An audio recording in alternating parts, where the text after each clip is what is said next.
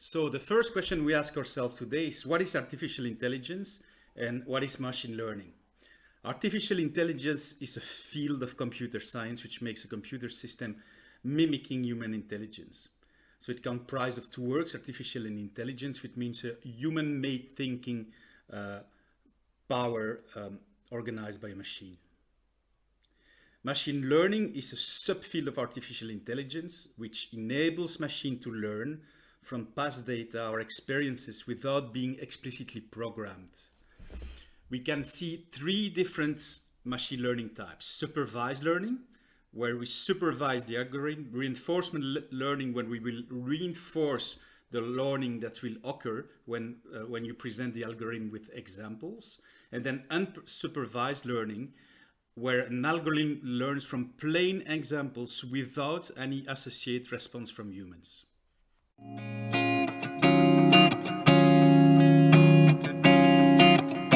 the second question that we asked ourselves today is, what are the key practical examples of the use of artificial intelligence in medical day-to-day practice? And yes, it's being used extensively already. The first use is obviously search capability, as we see in Google search, for instance. But now there is algorithms that are able to do very deep search on specific elements like electronic data records, and being able to really present this information to the practitioner. The second one is everything related to vision, the capability to record video or image that are then being used to enhance the diagnostic of patient. It can be done, for instance, for visual analysis and automatic detection of tumoral tissues. It can be done by doing 3D countering techniques for the preparation of a cancer patient before radiotherapy treatment. It's also being used today, every day, by people that are doing PCR tests for COVID-19, that are using visual instrumentations that is able to decode the ARN of the virus itself, or to decode DNA of other elements of living cells. The third subcategory is what we call speech, is the capability to create interaction between a human and a machine through voice. All the voice automated assistant like Siri, Cortana, Alexa, Amazon Echo, Google Assistant can now be embedded also in a clinic, for instance. Amazon Echo did that already to be able to continue interacting with COVID-19 patients that are in ICU rooms. The fourth cognitive capability is what we call language. Is the ability to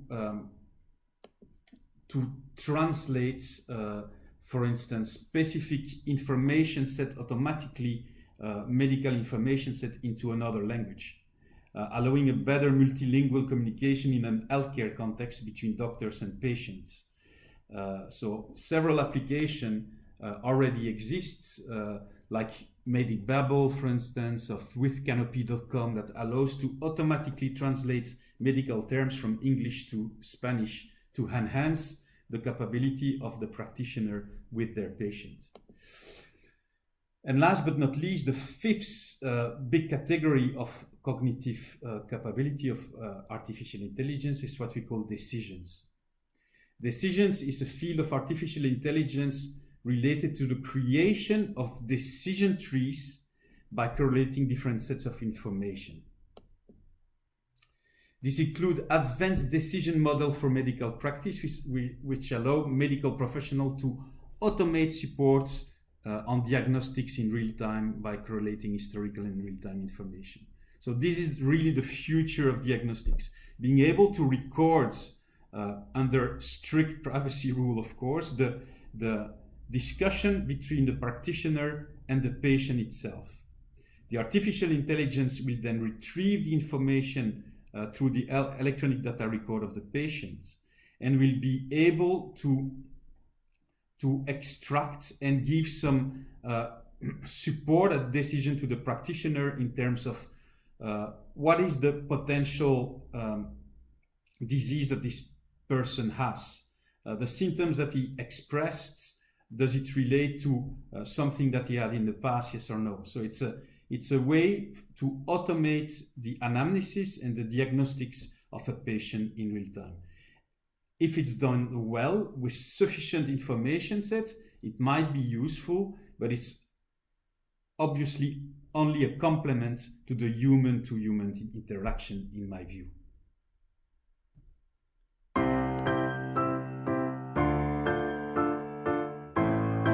The third question that we will ask ourselves is, what are the key practical AI and machine learning trends for pharma and medtech companies regarding research and development? From research and development to real-life evidence and to production and commercialization of molecules or medtech device, artificial intelligence techniques are now being used and are now invading all spheres of the value chain of those corporations. Why? Because clinical research and drug discovery is increasingly complex, as in-depth comprehension of those pathologies and the analysis of the potential existing compound or new synthesized compounds require massive amount of data. So the complexity is increasing. The science and the data science associated with it is increasing as well. So you need massive amounts of compute and storage capability and data science model to make sure and to make sense out of all those data and being able to accelerate the research process.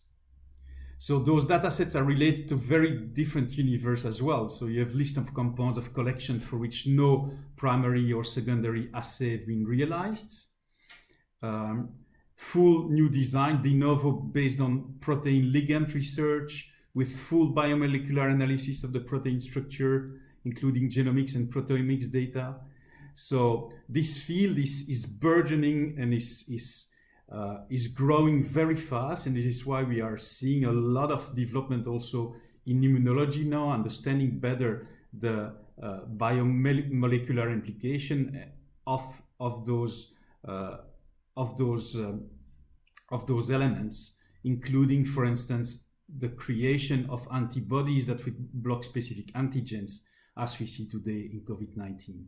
So yes, research and development really requires now massive amount of data, and they need very specific big data analytics and artificial intelligence tool to be successful.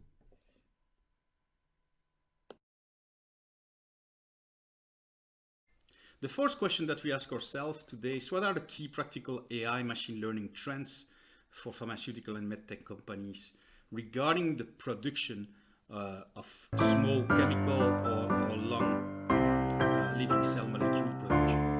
Artificial intelligence and machine learning start to have a real direct incidence on how molecules and medical technologies are being produced and commercialized. First example is how AI is being used to complement the creation of a digital twin for pharmaceutical production. By creating a digital twin of your existing production line of pharmaceutical corporation, you can represent digitally, so in a virtual manner, virtual world manner, how the production line will be or is operating physically in the real world. So this allows a significant improvement in terms of efficiency in the production, in terms of design, by allowing 3D representation of the new process line before you want to implement it, optimization of the process in real time or near real time, allowing visual representation of the process flow that you have different in your line of production, alerting when a disruption occurs in the process environment by looking at deviation from the standard process flow. So it's a very interesting technique to better tune your production capability, avoid disruption, and also decrease the overall cost of production of your drugs or medical technology.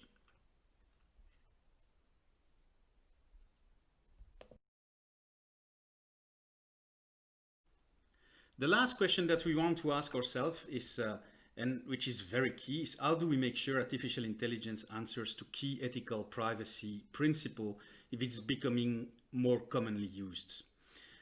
When we speak about artificial intelligence in general, and even more in healthcare, the setup of ethical boundaries in its usage needs to be discussed.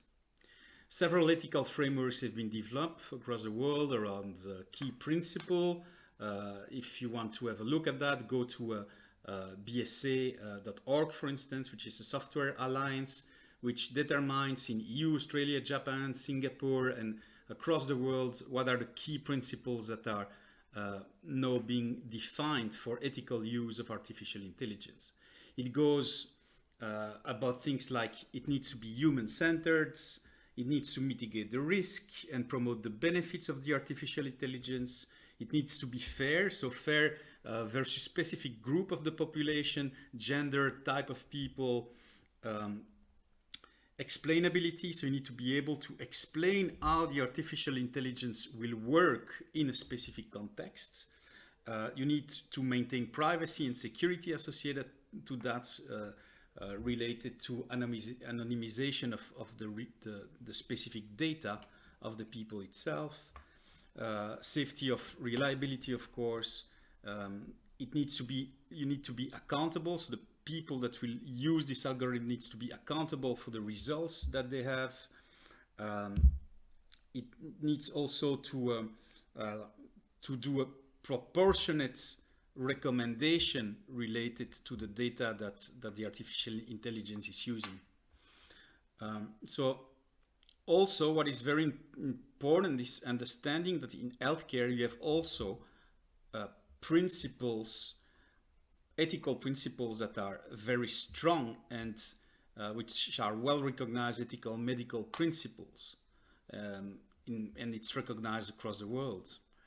For instance, autonomy, people have the right to control what happens to their bodies. Beneficence, all healthcare providers must strive to improve their patient health, not to do the most good for the patient in every situation. Non-maleficence, first, do not harm, which is the bedrock of medical ethics. Then justice, the fourth principle, demands that you should try to be as fair as possible when offering treatments to patients and allocating scarce medical resource. Today, and based on my personal research, there is not a lot of combination of those purely medical ethical principles that have been defined for decades and the new principles for artificial intelligence. So an enormous work still needs to be realized by public bodies to aggregate those two principles together and create something that would be a charter for artificial intelligence applied to medical practice.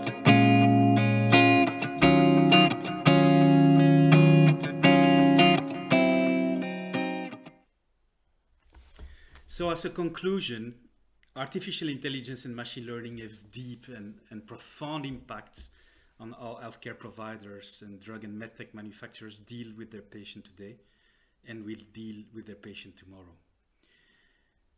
Artificial intelligence machine learning models are based on the quality of and the relevance of the set of data. So it's very important that anyone using AI tools understand the limitation of the outcome when they use AI tools. And this is even more true in the context of healthcare.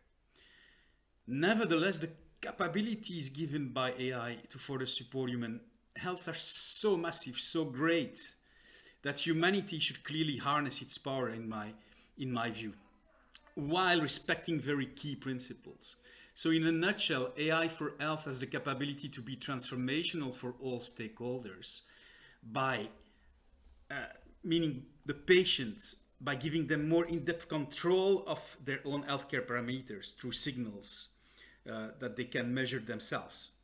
Medical professionals, by making them more efficient in diagnostic of their patient, in the ongoing patient care, but also in the administrative task, in making it more optimized. Pharma and MedTech corporation as well will profit by boosting their innovation pipeline, by accelerating their research environment. And payers, governments and insurance companies, by creating more preventative healthcare tools to decrease the overall costs for the patient themselves and for the community at large. So AI is caring for your health today and will care even more for your health in the future. Thank you for watching. So thank you everyone for watching my video today. I really tried to vulgarize a bit some of the concept of artificial intelligence in an healthcare domain. I hope you appreciated it.